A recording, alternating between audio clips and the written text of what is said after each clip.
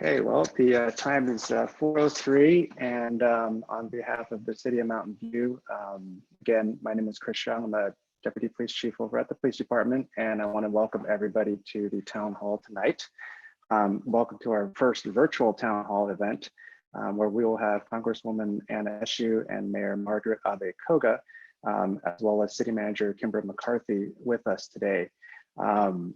With this town hall meeting, we can also be watching on YouTube, and the address there is mountainview.gov/YouTube, where it's going to be recorded. So if you happen to have to step off or miss this, or have some friends or neighbors who might be interested in watching this after the fact, you can go to our YouTube channel at mountainview.gov/YouTube, where you can rewatch this town hall meeting.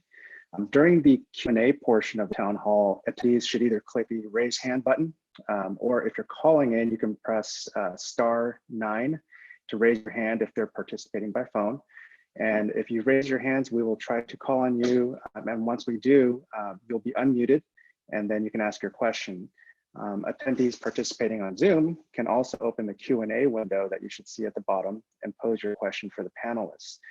As there are close to 200 attendees and we've received a number of questions, we will do our best to respond back to those questions that we don't get to today. And in the interest of getting to all the different questions out there, we're gonna, as a moderator, when we get to the Q&A portion, I'll do my best to try to lump some of the similarly themed questions together. So without further ado, I'd like to turn the meeting over to our City Manager, Kimber McCarthy. Hi, everyone. Thank you so much, Chris, and good afternoon, everyone. I'm so happy to be here. I'm Kimber McCarthy. As Chris said, I'm the City Manager for the City of Mountain View, and I'd like to welcome you all to our very first virtual Town Hall meeting. As you all know, this pandemic has touched our community over a month ago, and since this Tuesday, it's been 5 weeks since we have all been sheltering in place. And I want to acknowledge how hard this is. I know that we have all had to drastically change the way that we live and we do business and interact with each other. And this also includes our team at the City of Mountain View. And some of you may know that I started my tenure as City Manager just last month. So in the second week of my tenure as your new City Manager, we declared a state of emergency. We postponed and canceled many of our major city events and programs. We closed city facilities and parks, and we shifted a majority of our workforce to work from home. Even so, our first responders and essential service employees continue to provide exceptional service to the community. They are working day and night to ensure everyone's health and safety. And we've done a lot of things in these last few weeks to respond to the major financial impacts that our residents and small business owners are facing due to this pandemic. One of the first things that we did was launch our Together MV campaign. And this included a donation portal that was set up on our website to provide for rent and small business relief. So far, as of today, the campaign has raised almost $100,000 and has included over 400 donors from the City of Mountain View. And I want to thank everyone so much for their generosity and for helping our neighbors and our small businesses. The other thing I wanted to point out was that the City Council in these last few weeks has really stepped up and has allocated almost $2.5 million to support rental assistance and small business relief and provide a variety of services to those residents who are homeless or unstably housed. So the last thing is really, we are certainly living in unprecedented times, and I know that everyone is talking about that and uses that word. And I want to assure you that the city is committed to providing continuity of services to you all and to help the most vulnerable in our community. And so while I'm sorry that we're unable to gather in person, I'm really excited to host this virtual town hall with Congresswoman Eshoo and Mayor Margaret Abe-Koga. And so today's town hall is an opportunity for us in the city to hear directly from you and to answer any questions that you have and share a little more about how the city is responding to the pandemic. And I'm not sure if Congresswoman Eshoo is on the call yet or if she's taking a vote. Chris, do you know? Can you? Yeah, it sounds like she might be having a little bit of technical difficulty. We're Okay. trying to connect her, but if maybe we go to the mayor first. Sure, absolutely. Let's do that. So I'd like to introduce everyone to our mayor, Margaret Abe-Koga. Mayor Abe-Koga was elected to the city council in 2016 after previously serving 2 terms on the council from 2007 to 2015 and as mayor in 2009, making her the first Asian Pacific American female to serve in those capacities in Mountain View. Prior to her election to the City Council, she served on the Human Relations Commission, the Environmental Planning Commission, as trustee for the Santa Clara County Board of Education, and was also a district director and congressional aide to Congresswoman Eshoo. Margaret is a Peninsula native with deep community ties to Mountain View. She resides in the city with her husband and 2 children. Mayor, welcome to our first virtual town hall. Turn it over to you. Thank you so much, Kimbra, and thank you, Deputy Chief Chris, call me Chris Shung, for helping set this up. I know there's a lot of work that happens in the backgrounds to make something like this happen. So I just want to thank all of our staff for all the hard work in making this our first virtual town hall meeting. And I want to thank all the folks who've called in or tuned in. Really quite, the numbers keep growing. So I'm just really delighted that you've made the time to join us. And I'm going to try to keep my remarks short because fortunately, with all of the attendees, we've received quite a few questions. And we're also fortunate to be welcoming Congresswoman Eshoo, who just hot off the congressional floor, I saw that they took the vote on the stimulus package. So we're very fortunate to have her join us as well to report from Washington, D.C. But as Kimbra mentioned, this definitely is unprecedented times. Over my 12 years on city council and my over 20 years living in Mountain View, as well as being a native of the area, this is probably the most unusual, our biggest public health crisis that at least I've experienced. And I know I feel it too. There's a lot of uncertainty, obviously concern. Just the unknown is challenging for all of us. But please know that we here at the city council, my colleagues and I, our city staff, we have been working with everyone, our neighboring cities, our legislators at all levels of government to do our best to identify the various needs out in the community and resources to address those needs. And we will continue to do so as quickly as we can to ensure the public safety and health of our community. I want to thank all of our partners, and I want to also take a moment to thank our city manager. As she mentioned, she's been on the job maybe 6 weeks now and just hit the ground running and has just been phenomenal in leading our organization. And to every single city employee, I've always been very proud of our organization, and the way everybody has stepped up just makes me so much more proud of our organization. So thank you to all of our city staff. And I also want to thank all of you, our residents, our businesses. We knew that we couldn't get through this unless we work together. And as we can see through our Together MV Relief Fund, almost $100,000 raised in a very short period of time. It's just been really overwhelming to see the compassion and care that each of our residents have shown towards each other. And so I just want to thank you all for your part, doing your part, checking upon your neighbors, and that really all makes a big difference in us getting through this. So I've been told that Congresswoman Eshoo is on the line. So I'd like to welcome her on.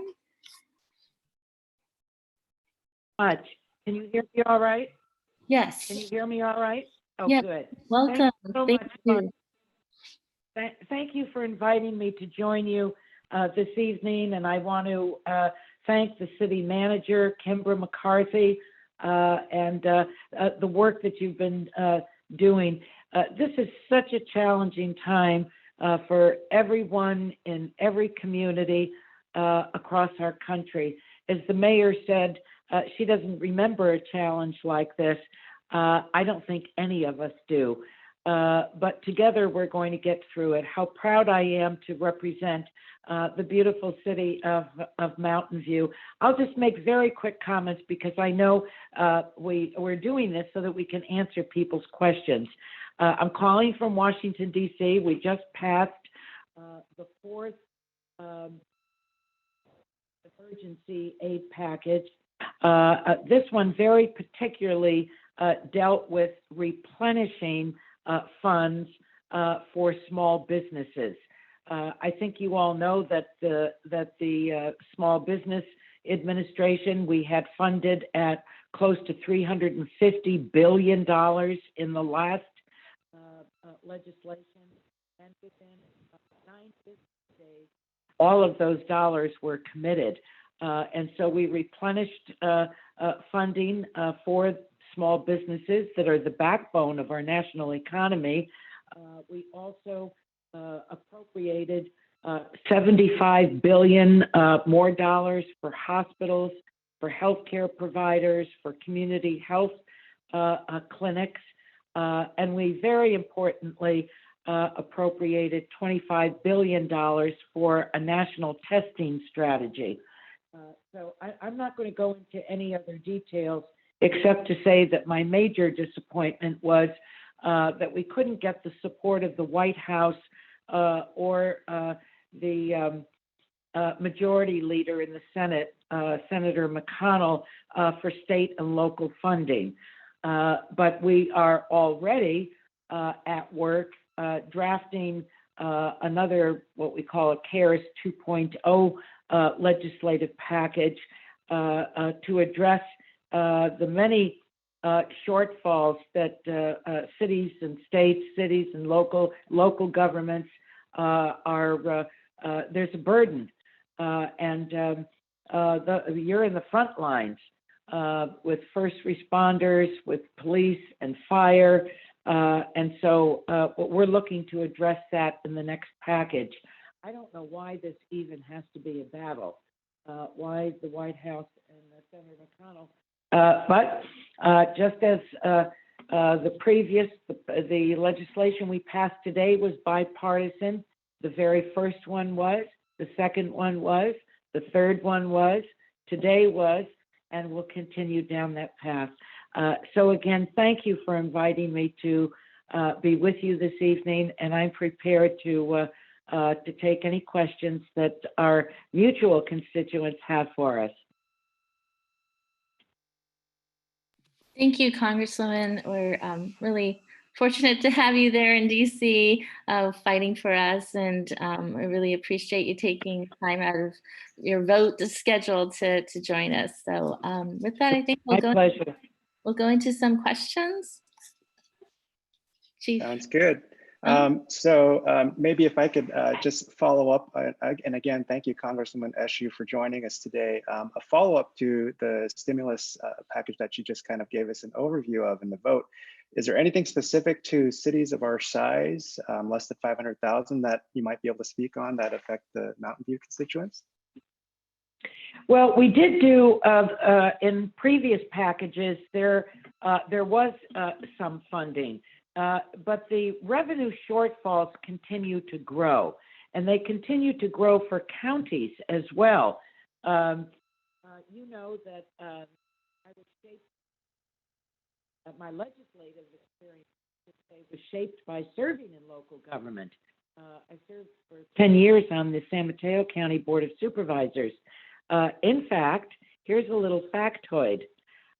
Margaret Abe, it wasn't Koga then, was a high school student, and she interned in my office at the Board of Supervisors. Then she left me and went on to Harvard, and it's a wonderful life story for me.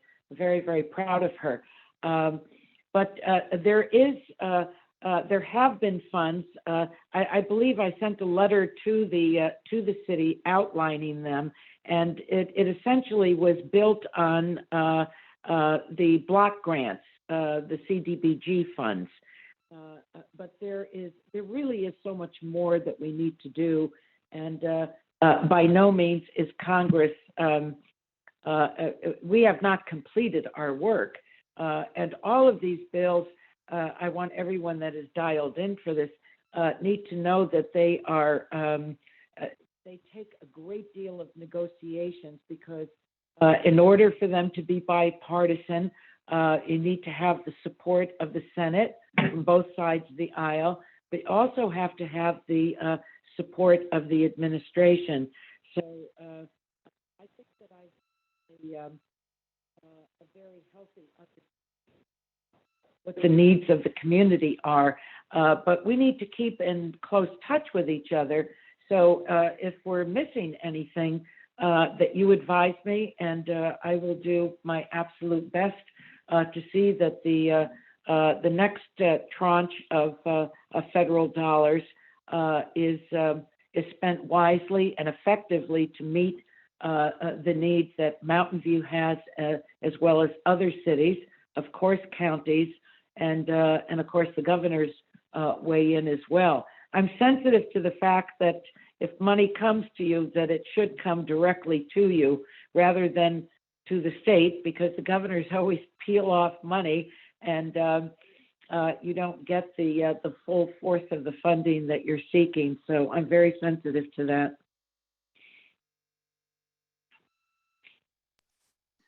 Thank you very much.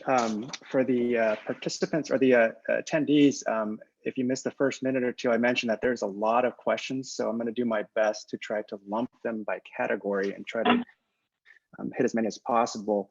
This next question on the topic of small business, especially with small business potentially microloans, Mayor Abe-Koga, would you mind speaking to that on maybe some of the efforts that the city's done and your thoughts on that? Yes, thank you. So immediately when we went into shelter in place, we started receiving a lot of emails and requests about how to assist small businesses that were having to shut their doors. Several, especially in our downtown, our restaurants had mentioned they may not be able to come back. And so that was one of our top priority concerns. And fortunately, through a partnership with Google, who had given $1 million grant to the community due to the cancellation of their big I/O conference, we were able to start a small business relief fund. The city has now put in, I believe, close to $500,000 into that fund as well, in addition to Google's $350,000. We've also had LinkedIn who has donated $100,000, and we have the donation portal that's continuing to bring in donations. So through that, we have established a micro loan program, and I'll ask our city manager to elaborate on that. But that should be launching, I believe, soon, by the end of this week. Yes. And if you wanted to add more details, that would be great, City Manager. Sure, absolutely. Be happy to do that. The program, while I think it may actually end up launching, if not tomorrow, on Monday, and it's going to be a program through this service called Main Street Launch. And right now, the way that it is set up is we have a link on our website where interested businesses can at least get on the interest list and submit an email. And we will have the ability for businesses to apply through Main Street Launch to get a micro loan at 0% interest. And through the generous donations of our corporate donors, as the mayor said, and also through the city's funding. At this point, we have around $1 million set up towards this fund, and it is growing as the donations come in. Then obviously the fund will get larger, but this was an immediate way for us to be able to put that money back in the hands of our small businesses. So I would just tell everyone to stay tuned and be checking our website for the details about how to actually apply for those loans. And our strategic communications team, which is led by Deputy Chief Shung, will also be putting that information out in our briefing, our community briefing that we send 3 times a week. So stay tuned for more information about that. Thank you. Going on to our next question, Congresswoman Eshoo, a lot on the topic of testing has been not only in the national news narrative, but also here in California, and especially here in Silicon Valley. Would you be able to speak to what you're hearing and maybe what we might be expecting in the coming weeks or months? Well, it is a highly topical issue, and it really is top line. And I say that because we fell behind at the very early stage when the Centers for Disease Control took over by sending out diagnostic tests that people could take to know whether they were positive or negative. But the tests were faulty. They had to be recalled. And I think that we've been playing catch up since then. I would say that the whole issue of the early testing, the diagnostic testing, it was ham-handed. Then the private sector came in, they had more. But today, about 1% of the American people have been tested. Now, we're a large country, 330 million people, but we need to step this up. We still don't know in our population who is positive and who is negative. Now, I'm so proud of the people of my congressional district and our region, the first area in the country to issue joint stay-at-home, policy, and sacrifice comes with that.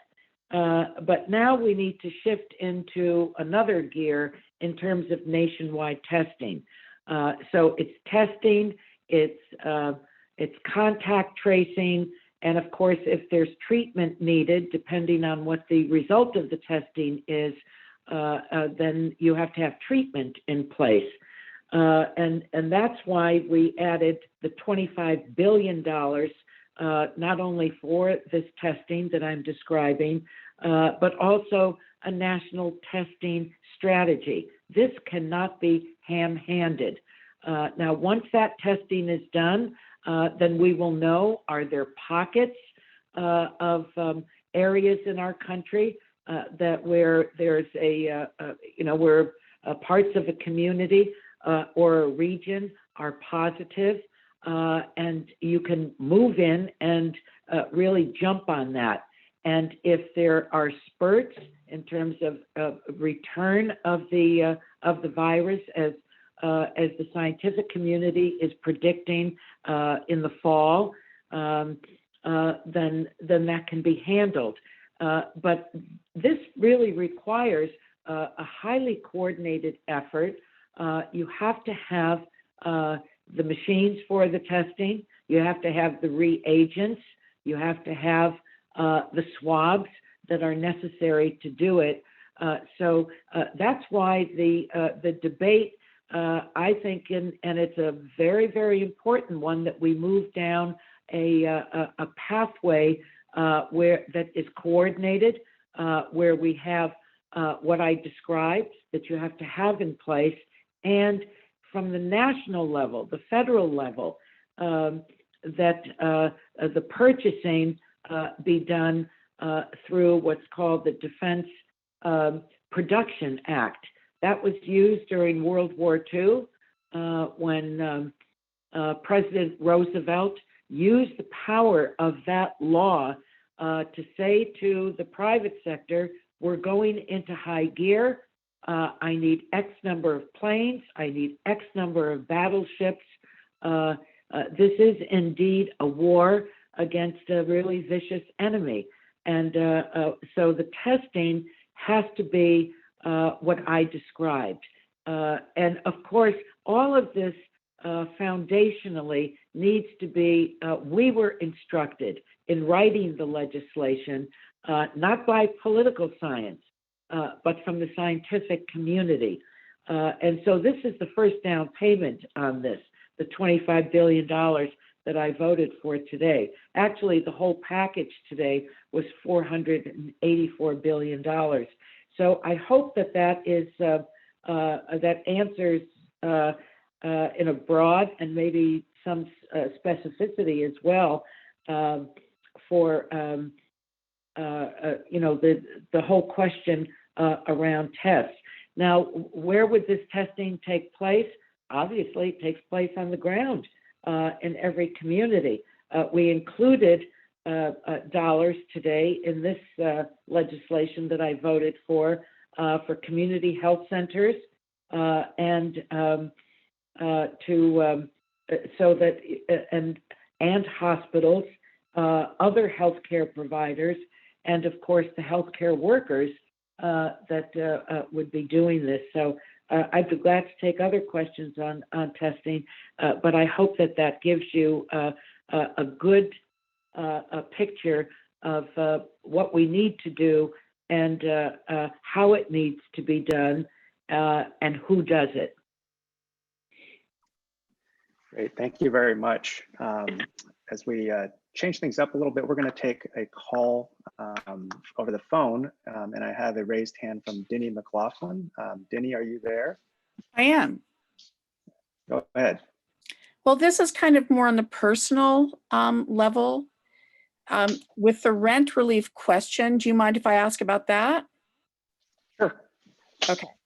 And I'm very grateful to everyone that is helping. It's just, thank you very, very much.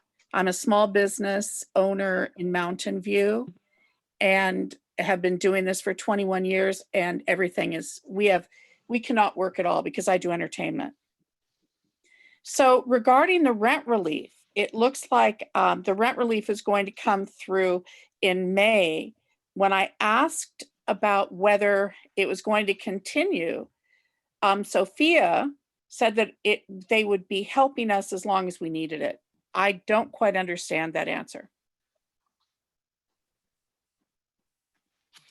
So I'll take a stab at that, answering it. So as a city, as mentioned, we have put in close to $1.7 million into the rent relief fund, which is being administered through the Community Services Agency. So that funding is there and is for as many people as we can assist with the funding. Council a couple of weeks ago did direct staff to look through the budget to see if there is other funding that we can consider to add to the fund.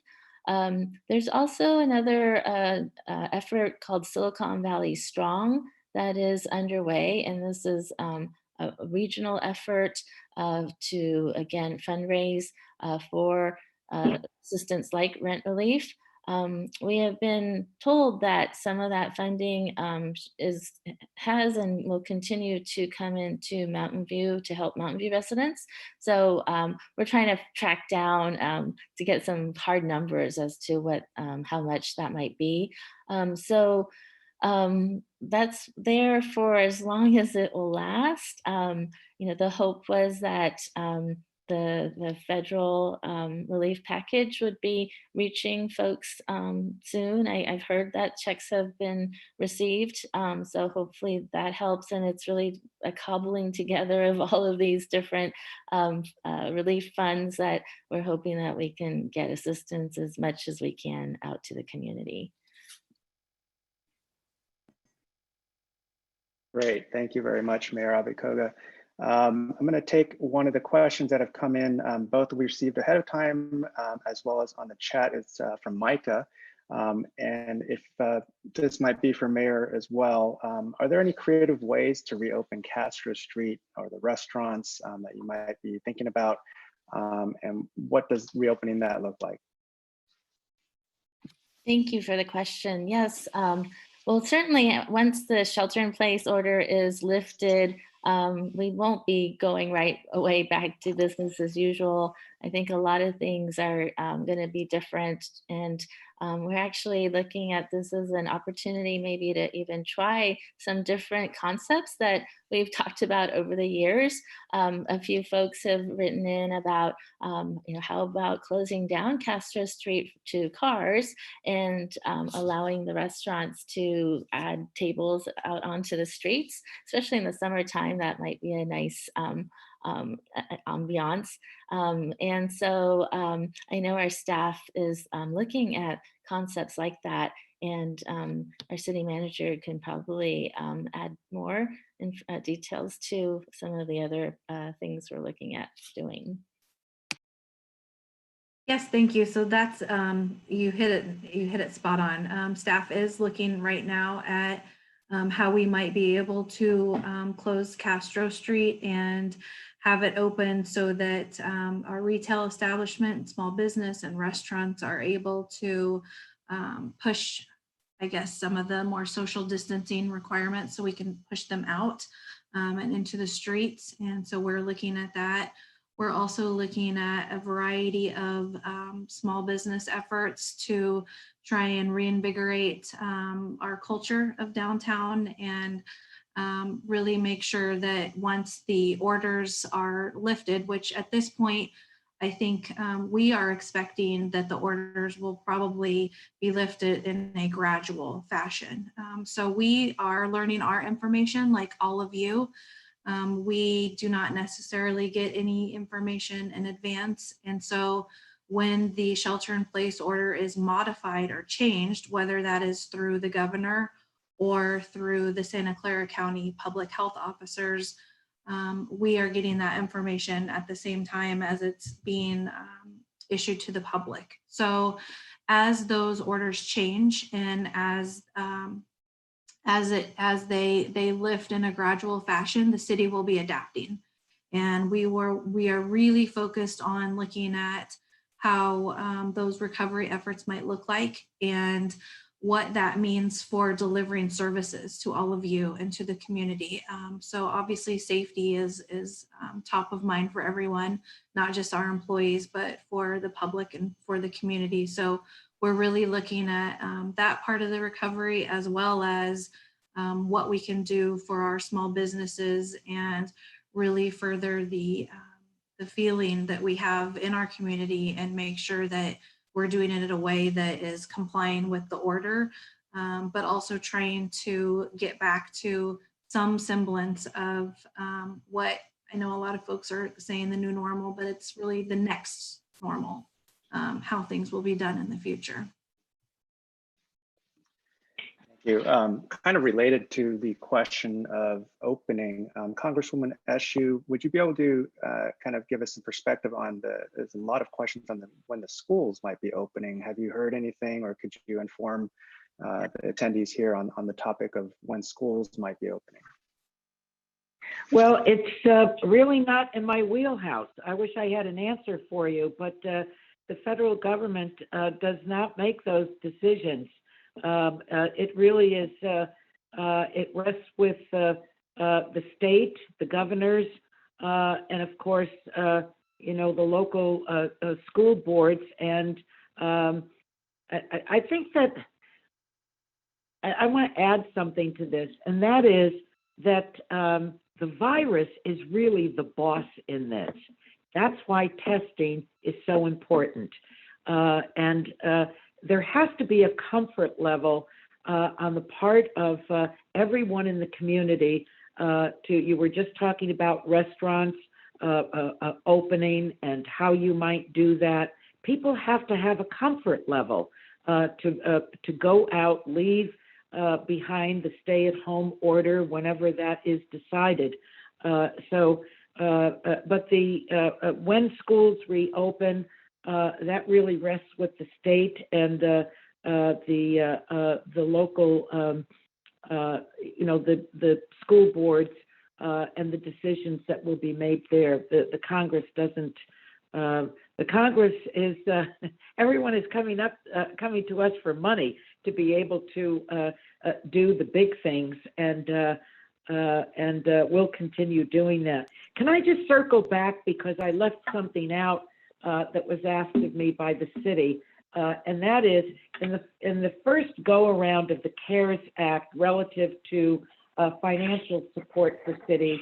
It was cities that have a population of 500,000 or larger.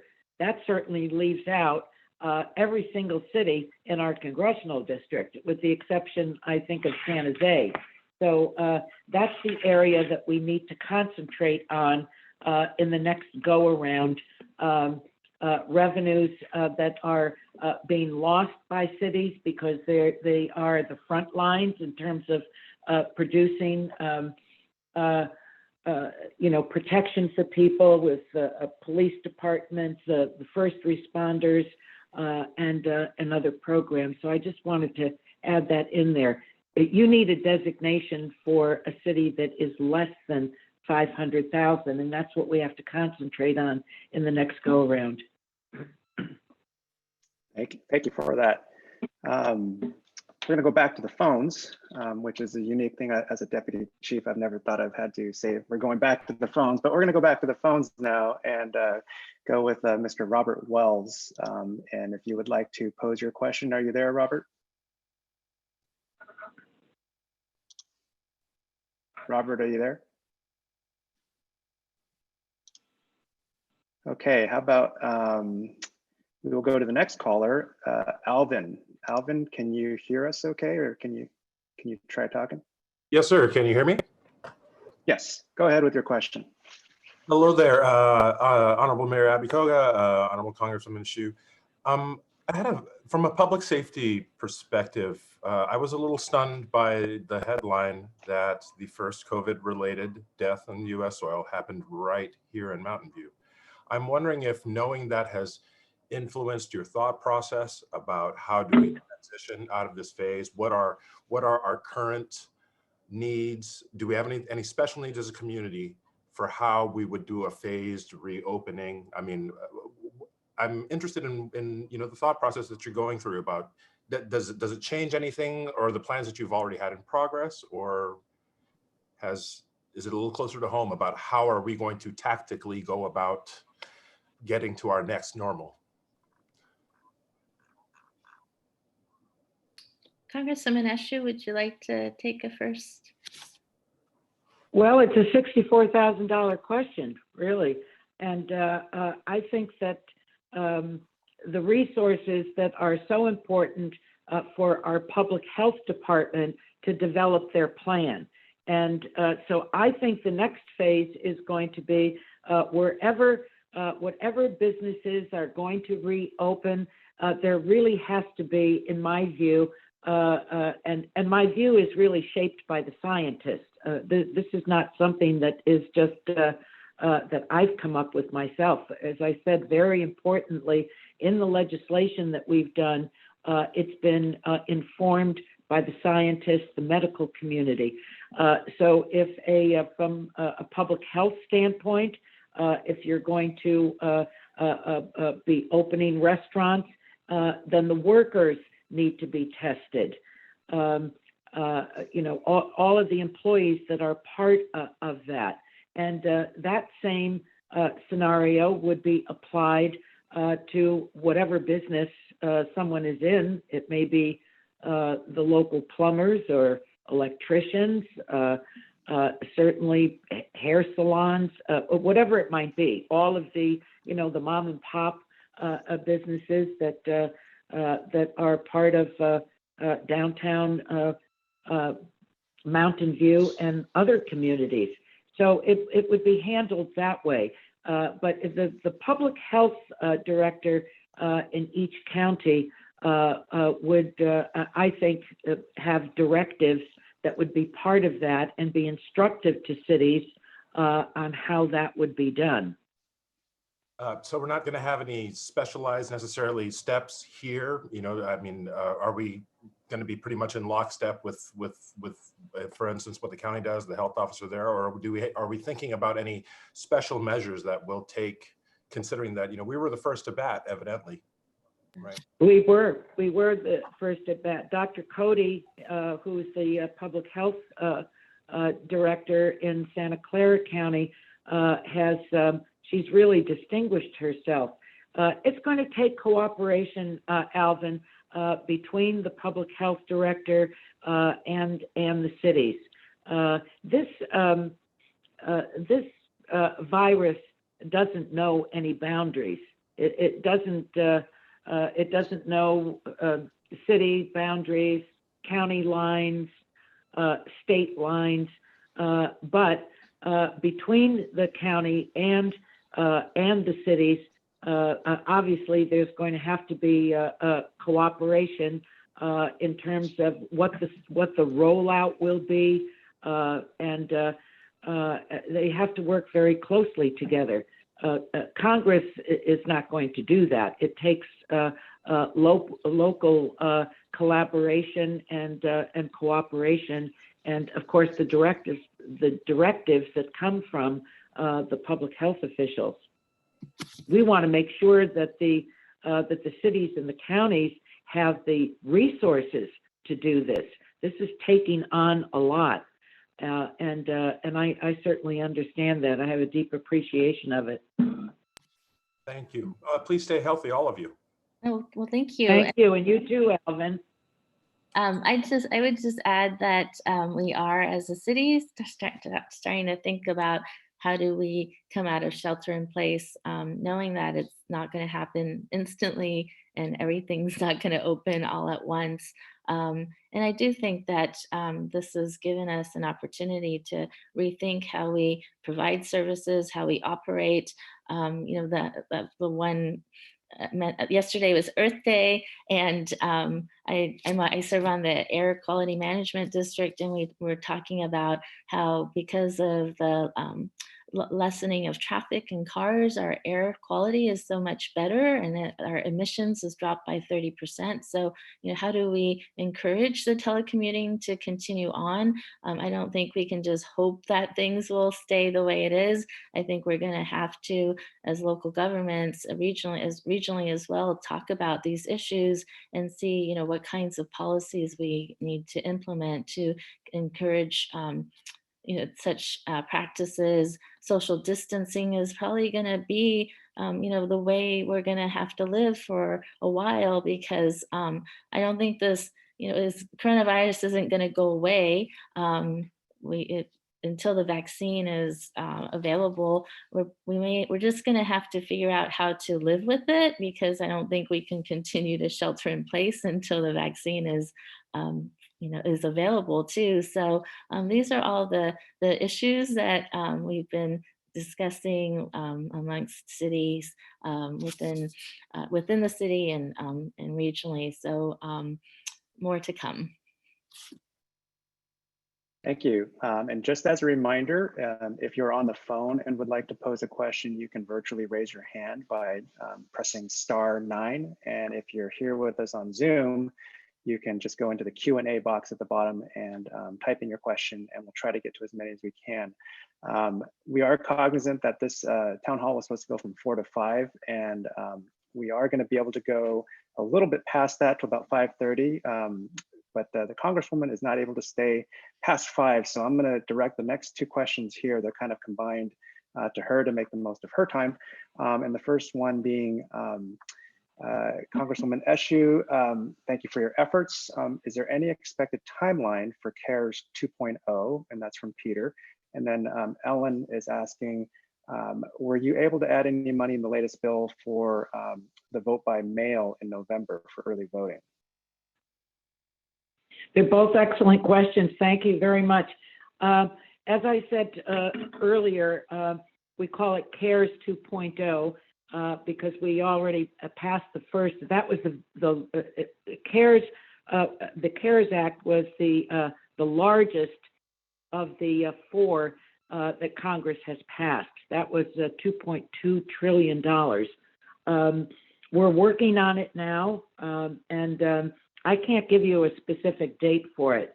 But first, the bill has to be the language, and the policy proposals have to be all put together. Once that is decided on, both by the House and the Senate, then it has to be negotiated, because the House and the Senate will have, I'm sure, different bills, policy proposals in them, and then once that takes place, then it has to be negotiated. It's a triangle. It's the House, the Senate, and the White House. But I would say in the next 2 to 3 weeks, maybe sooner, that we will have that ready to go. As I said, we've been working on that as we worked on what we passed today. What was the other question? I don't remember it. Oh, about voting. Yes, early voting. We had, yes, on early voting. The Democrats feel very, very strongly that, and we have a constitutional duty in this, that our election, our November election, take place and take place in a very orderly way. We did have some, let's see, I think it was $400 million that would go to the states for an all mail-in ballot. This is going to be a battle. It shouldn't be, in my view, but the White House, the president is dead set against all mail-in ballots. I don't know why. He does a mail-in ballot from Florida because that's his legal residence. And the majority leader in the Senate is opposed to it. But we are united on this. And Californians, of course, are always ahead of the rest of the country. And in our region, San Mateo County was one of the pilot counties to do an all-mail ballot, and it has worked very, very well. People have time to do it. They don't have to put a stamp on it. All they have to do is fill out their ballot and mail it in. So the $400 million, I might add, is really not enough to go to the states so that they can change the systems that they have in order to have an all-mail system. So I believe in the next CARES 2.0 that more dollars will be appropriated for that. But fasten your seatbelts. It's going to be a battle. It shouldn't be, but I'm giving you the ground truth on it. But we have, as we're trying to protect the public's health, to assist first responders, to assist cities and hospitals and community health centers and small businesses, we have to protect our democracy at the same time. That's how important this is. So thank you for both of those questions. Thank you. The next, we're seeing a lot of questions in our chat box on the topic of rent relief. So I'm hoping we can kind of hit this at a local level and state level for both the mayor and the Congresswoman. The question comes from Jesse. It's, can Mountain View leadership confirm that all rental units in Mountain View will be covered under the rent relief package if the resident requesting assistance qualifies, specifically manufactured homes that pay space rent? And the other question on a broader scale for Congresswoman Eshoo as well as the mayor is, are there any plans being considered for any statewide rent control after the shelter in place has been lifted? A lot of renters will be affected in this shutdown long after the shelter in place order. I'll start off. In regards to our rent relief package or fund, that is for all renters, and we have included mobile home residents. It's actually based on income qualification.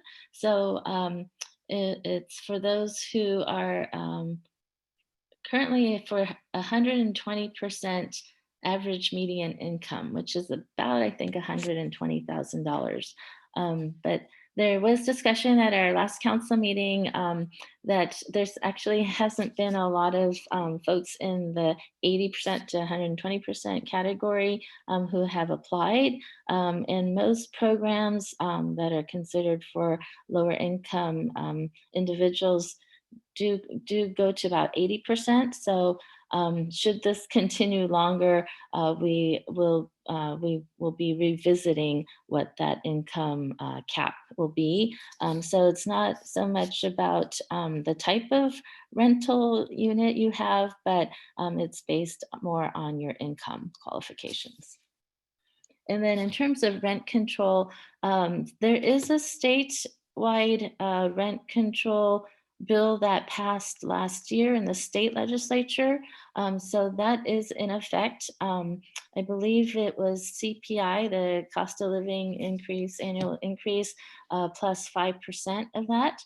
So that is now in effect, and I believe it lasts for at least 5 years. There is a sunset to that, but that is now in effect statewide.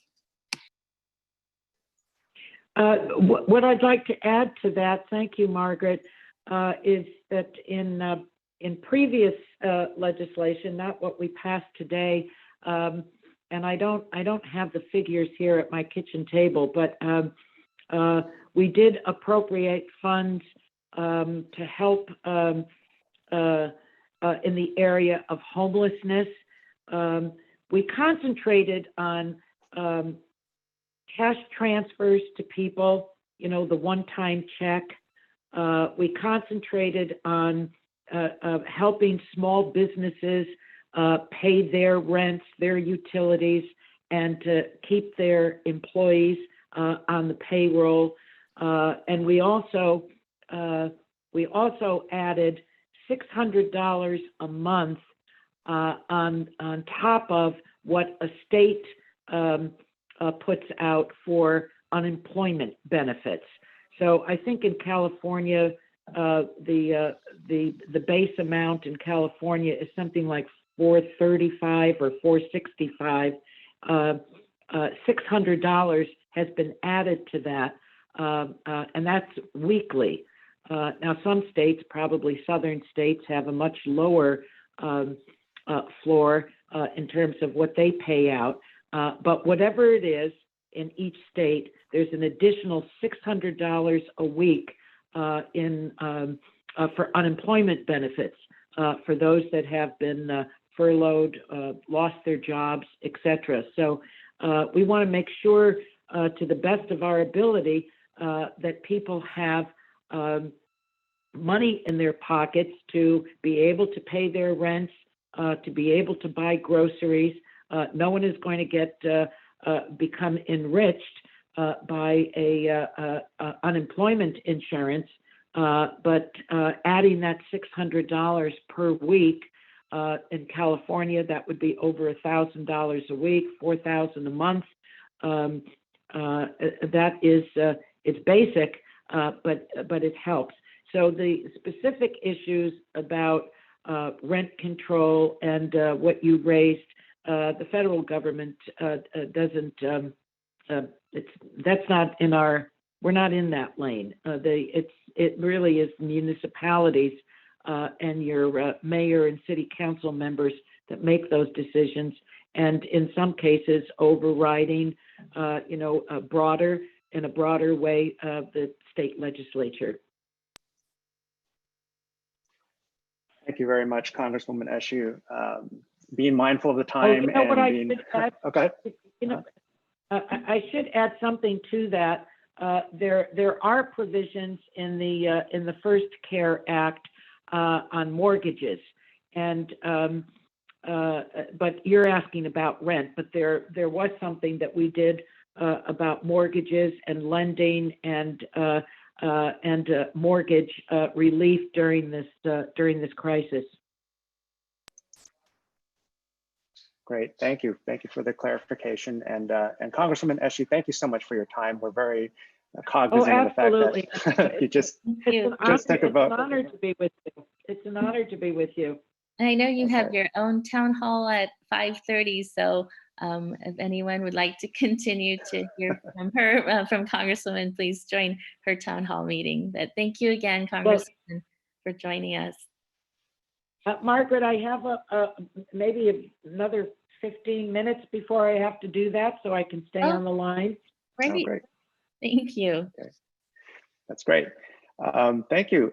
So there's quite a few questions about public health orders. Who enforces those, who controls those, and a lot on face masks and what happens. I can tell you with my deputy chief hat on that the public health orders, the police department does help enforce those, and we encourage any violations to call into our communications center if it's in Mountain View. And we're happy to go out and check.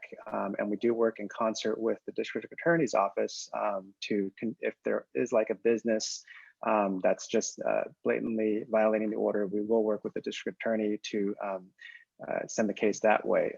Kimbra, would you like to also speak a little bit on that topic of public health orders?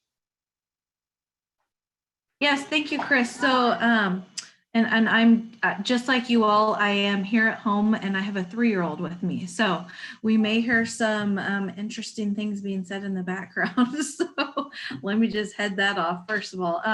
So in terms of the public health order, so I think what's important to know is right now the Santa Clara County order is encouraging people to wear face coverings. And there are other Bay Area counties where they have made it mandatory.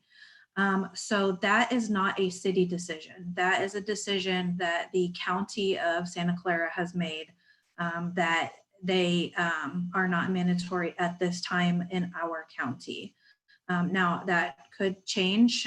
As we all know, the information is changing on a daily basis. So that's something that we will continue to monitor. But at this point, that is coming from the county. And that kind of speaks to the overarching part of this shelter in place order is that the city does not have the ability to change that or supersede that. So the public health order that has come out from the county and then also from the executive order from the governor, the city has to comply with those parameters that are in the order. So for example, I know there have been some questions about whether we might be able to open the doors sooner rather than later. And really at this point, we have to go by whatever the order says. And I think the biggest thing that we are learning at the city is that what the county is telling us, and I believe it's the same thing that our governor is saying, but what the county is telling us is that they are really looking at the number of people that are being hospitalized. And that is one of the biggest data points that they're looking at to determine whether and when to lift the shelter in place order. So for example, I believe they're really looking over a 14-day period to see whether those numbers are coming down daily to those people that are being hospitalized. And I know the Congresswoman spoke about this, but the availability of testing is also an issue in our counties to make sure that the testing is widespread and available, more available than it is right now. So those are the two really big things that the county public health officers are looking at to determine how the order may be modified and when it's going to be modified. So as I said earlier, we find out when the public finds out. So every day we're waiting to hear and we're monitoring as well, and we're ready to adapt as soon as we get information, but we haven't heard any new news yet. I would just add that testing is a big part of this. And so there's some of us North County City Council reps will be meeting tomorrow actually to discuss how we might be able to offer assistance in getting more testing sites up, especially in the North County area. So again, the county makes a lot of these decisions, but we're doing what we can to try to encourage or to offer assistance so we can get these elements in place to hopefully lift the shelter in place order more quickly. Thank you. We're going to go back to the phones. I'm going to check one more time if Robert is with us. Robert, I still see you there, but I'm not sure. Maybe not. Okay, we're going to move on to Ben. Ben, can you hear us and pose your question? Yes, hi, can you hear me? Yes. So my question is that there have been some recent studies showing the social distancing, the 6 feet is actually not enough. Actually, the virus in droplets can travel over 27 feet. So my question is that, does that impact the city's decision when we slowly open up our restaurants, movie theaters, or cafe shops, so that we will take that new data into consideration?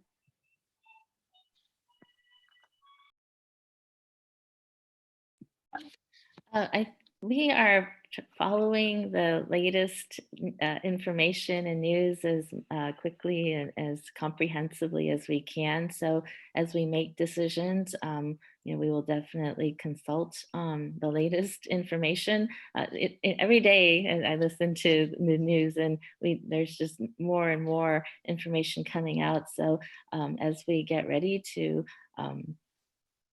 get back to opening the city up gradually, we will definitely take those new or evolving guidelines into consideration. City manager, do you have any thoughts? No, I think that's exactly right. It's kind of goes off of what I just said. Was really, we're taking the orders that the county and the governor are providing. But I will say that what we plan on doing in our city facilities, and we're already planning for it right now, we are planning for those safety measures, and we're looking at what recovery might look like. We're trying to be as proactive as possible so that we're ready when the order does get lifted or modified. And so in terms of social distancing, what we're going to be doing at our facilities is, first of all, making sure that we have masks and gloves and sanitary supplies, not only for our own employees, but also for members of the public who may come in. We're going to make sure that we have special distancing protocols set up. So whether those are 6 feet or larger, depending on the space that you're in, we will certainly have those. We're also looking at having some sort of physical barrier that would be in place, much like you might see at your grocery store, where if you have to go to certain counters, there is at least that safety measure between the public and employees, just in terms of not being able to, if you have to do business, having that spacing and having that kind of plexiglass or something there, just to protect everyone. We're looking at that as well. So we are going to, as the mayor said, comply with whatever the order is, but we're also making sure that our facilities are safe for residents and that our employees are also safe too. But this is certainly an ongoing planning that we're already working on right now, just so that we're ready when it does happen. Thank you. Our next question from the Q&A box comes from Ted, and this is for Congresswoman Eshoo. Will there be any amendments to the forgiveness portion of the PPP for businesses currently under shelter in place that are required to be closed and can't meet the 8-week requirement for payroll use? I'm sorry, I didn't get the first part of the question. Will there be any amendments to the forgiveness portion of the PPP for businesses currently under shelter in place that can't use it by the 8-week requirement? Well, what we did in today's legislation that was passed was to add an additional $310 billion for the PPP, the Paycheck Protection Program. We essentially refilled, replenished funds because the first tranche of over $3 billion was committed in 8.5 days. We did an additional $60 billion over that 310 for the EIDL program. That's the Economic Injury Disaster Loan, and that's made up of $50 billion for loans and $10 billion for grant advances. I hope that answers the question, because the second part of the question I really didn't understand. What we made sure of in today's legislation is that the smaller banks, there are many small businesses that don't have sophisticated banking relationships with their banks, and so we've added credit unions, community banks, so that minority business owners, women business owners would really have easier access to the funds. So I hope that and there's an expansion of the eligibility for the EIDL program to agricultural businesses with less than 500 employees, and so we've beefed it up. We've put more money in it. I should add that in the first week of the CARES Act, and one of the major pillars was for small businesses, that over 770,000 small businesses applied for resources. So how long this tranche of money lasts, I can't project, but these are very, very popular programs. But we want to make sure that no one is left behind in this small business. There's something else that I'd like to add to this. The Congress appropriates the money. We set the policy, and then we put the money next to it. It is then up to the administration, to the executive branch, to execute the policy and get the money out the door.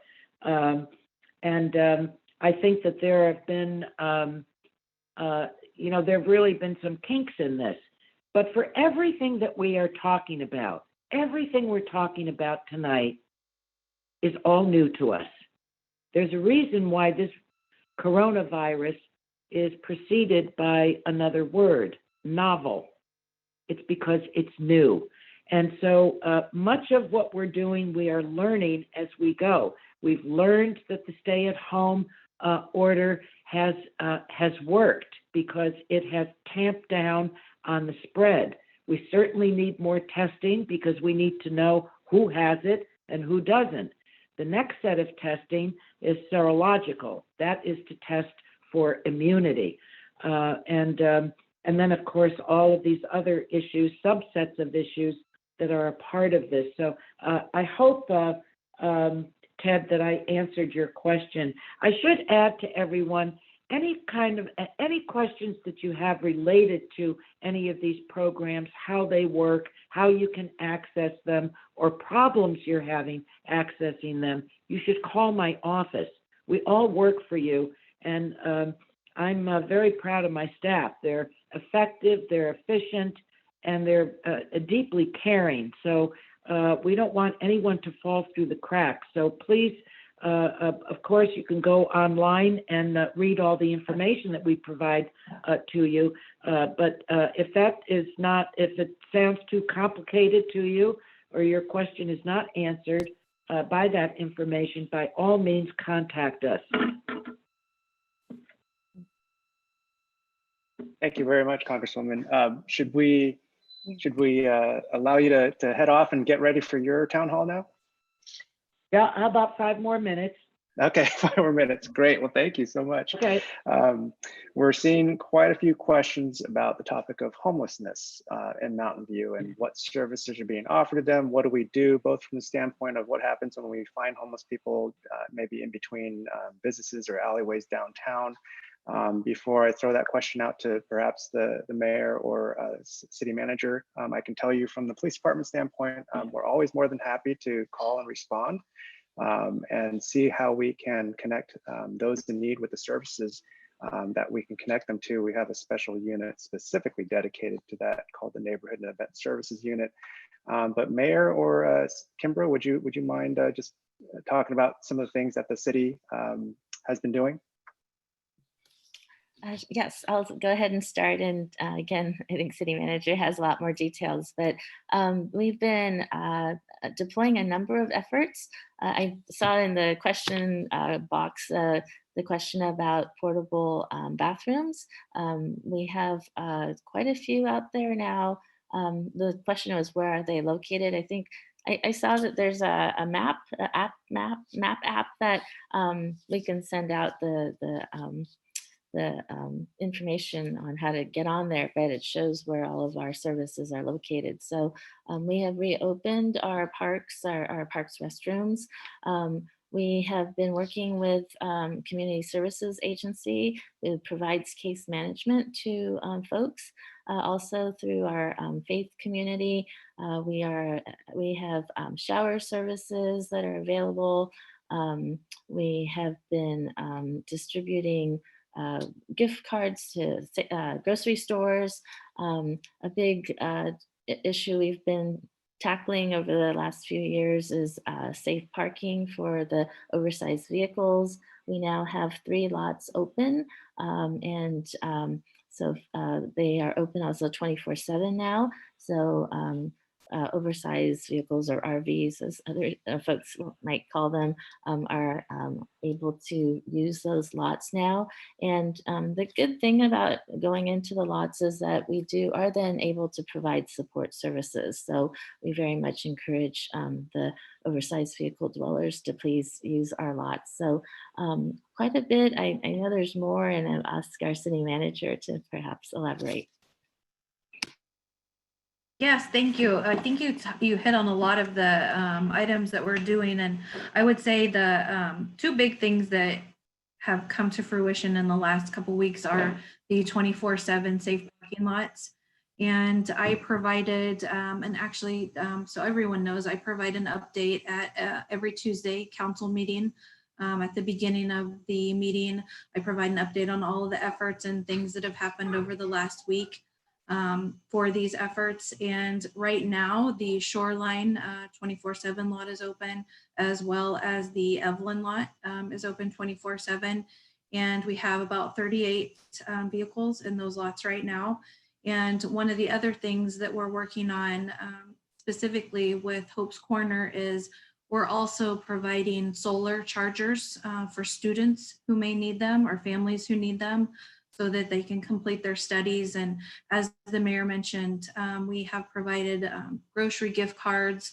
Our police department, as Deputy Chief has said, has done an amazing job working with our community-based organizations and staff and other departments to hand out hygiene kits, and also food cards. And I believe the Mountain View Public Safety Foundation has also provided funding for that as well. So we're working very closely with the school districts on all other alternatives to help families or students who may need hotspots for Wi-Fi service right now.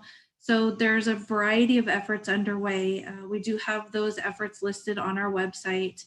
And again, provide an update every Tuesday. And now that I'm thinking of it, we'll also have that presentation posted on our website. So for those who may miss the update, we can have that PowerPoint presentation and slides in a very easy to read format, so folks can get an update every week on the latest efforts. Thank you for that. Congresswoman Eshoo, conscious that you might have to go soon, would you like to just close out with any comments before you go?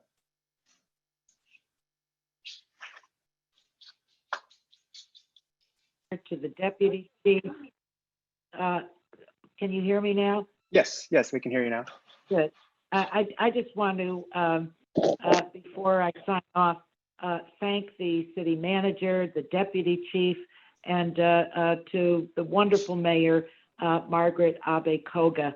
And I want to thank all of the callers, the participants in this telephone town hall meeting. If you choose to do more of them, I will certainly make every effort to be a part of them. And I know that there is a great deal of sacrifice that's being made by people in the community. I'm very proud of that.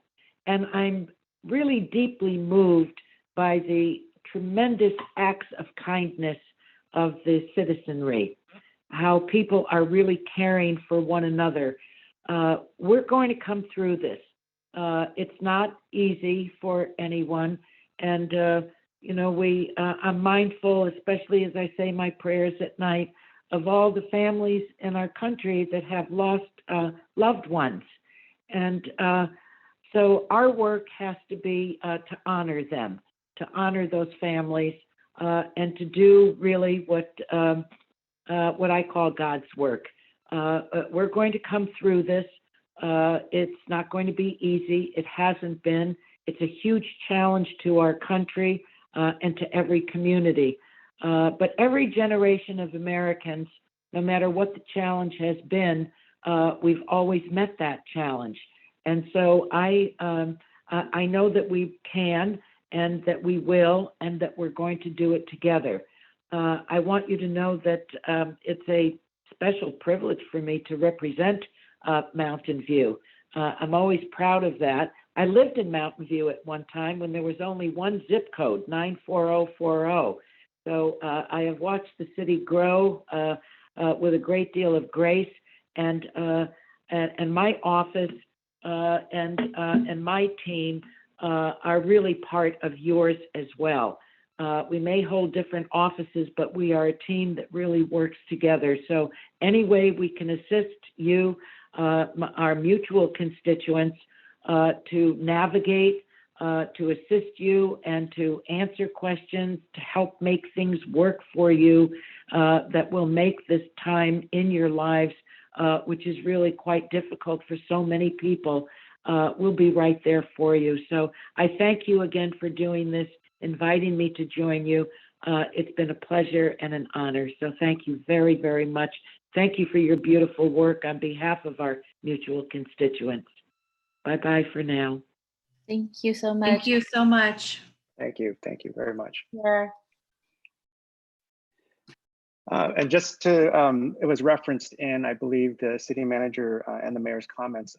We do have a Google map. It's a My Map, so it's customized, and the URL website for that is mountainview.gov/COVID-19 homeless services map. That's mountainview.gov/COVID-19 homeless services map.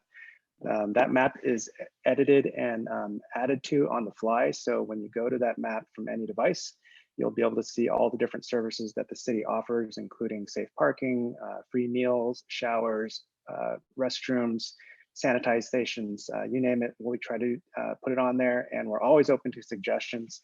And I should always also take this time now to plug, if you're not following the city on the variety of social media channels, you can go to our website and look for those, all the different URLs. But we do put out 3 times a week something called The Briefing. It's a curated newsletter that we try to make relevant to all Mountain View residents, businesses, and anyone who steps foot in Mountain View. We try to intersperse some general information about coronavirus, COVID-19, but we also want to encourage a feeling of community togetherness. We want you to share your pictures that your kids draw. We want to share neighborhood events. We want to come through this COVID-19 crisis closer together as a community, and we feel very strongly about that briefing. So how do you sign up for that, you might add? You can easily text from your smartphone, MV COVID, that's MV like Mountain View, COVID, and text that to 22828. So as we're close to wrapping up here, I wanted to offer up any closing remarks to perhaps the mayor and then to the city manager on just any topics that we've covered today or any closing remarks you might have. Great, thank you. So I just want to thank everyone for calling in or Zooming in, YouTubing in. This has been this is our first attempt at this. I think we did pretty well. I know there's a lot of questions. I think we got through most of them, but any ones we didn't do, we will be sure to respond to you. I believe we have emails that we were able to capture when folks registered for this. And I hope this was helpful. I would be more than happy to do this again, and we can invite other guests as well. I was thinking next time maybe we could have someone from the state level come and join us. So as long as we're still in this situation with sheltering in place and doing Zoom meetings, we're happy to do more of these. So please know that we are here to assist you in any way we can. And I just want to thank you. Thank you for doing your part. Social distancing is really key to all of this. And I know that our residents have really been very active in doing their part. So thank you for that. And I just want to thank you for the opportunity to serve this city, the city that I love, that I've been able to raise my family in. And I joke because I had a chance to be mayor before, and that was during the Great Recession. And here we are with the coronavirus crisis. So I guess I might have bad timing, but it's even though it's challenging, it's really a pleasure. So thank you very much for the opportunity. Kimber? Sure, thanks, Chris. So I would just close by adding, I know there were questions, and I'm sure that a lot of people are wondering what the situation has done to the city of Mountain View's budget and what the budget situation is and what the future holds for us. So the first thing is that I want to tell everyone that on May 5th, we will be bringing a financial update to the city council to discuss what this current fiscal year looks like, and also talk about the strategy and plan for next year and the years beyond. And I think the biggest thing that I can emphasize right now, and you'll hear this being said over and over, but there's so much that is unknown right now. And so not only are we in an unprecedented situation as society, but even as city staff, we are very used to, for example, for our financial budget, we're used to a cycle that is more predictable, from the sense that we have estimates and we have projections, and we have consultants that help us. But this situation that we're in has turned all of that on its head. And so what we are bringing to council on May 5th is our best estimate at this time. And I can say preliminarily that we are expected to weather the storm this fiscal year and next fiscal year. And I think that this city council and previous city council and staff have been very fiscally prudent and have made very good decisions in terms of setting the city up to try and weather through storms. So it's certainly not going to be an easy time. And I know there's also been questions about what other cities have done, or the news that you may be hearing about other cities. And we will address that on May 5th and give a more detailed picture of how things look right now.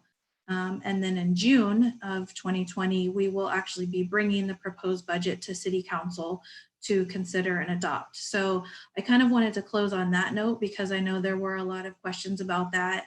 And we plan on bringing City Council regular updates about our budget. So we are very interested in being transparent and open to the public, not only during this time, but also how it may impact the city. And so that is something that is important to the City Council and to me.